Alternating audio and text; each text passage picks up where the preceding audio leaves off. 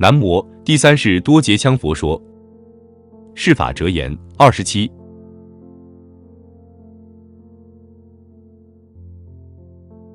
骄敌惧害之意狂二，点滴之因为无惧事，骄之人远，傲之或离，是成业就之死敌也。中士、智士怎分别相？二是远离骄敌之百言百，乃中士。是谦而应机所说，乃智士也。本题为两个问题，上言骄敌惧害的关系，下言中士、智士的区别。骄敌惧害之意狂二，点滴之因为无惧事。就是说，骄傲本身就是一个巨大的敌人，它是要给自己带来很大的危害的。一个人如果只知道一点就自己夸夸其谈，将其吹成2点，抬高10项，吹捧自己，或者得到很少很少的一点经验，而说他具有很多很多的知识，明明自己肤浅庸薄，非把自己说成深厚渊博，这种人就是骄傲的人。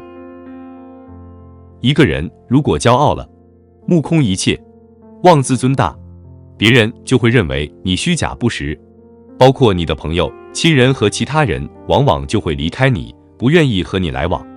此时你要想成就事业是不可能的，因为没有人来帮你，所以说这是事业成就的一种死敌。中士、智士怎分别相？人们在社会生活当中分成很多个层次，这里之前讲怎么样来区分中士和智士。两种人均远离骄傲，即是这两种人士都是绝不可能骄傲的。知道一点说一点，知道2点说2点，不夸大不缩小，这就叫中士。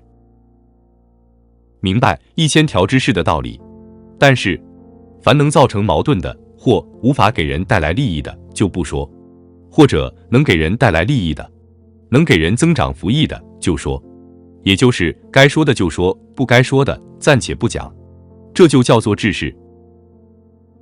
智士的观点是应机所说，时机不到不说，时机到了即说，一切均为他人的幸福和利益而说。感谢您的收看，欢迎订阅、按赞、留言及分享我们的频道哦。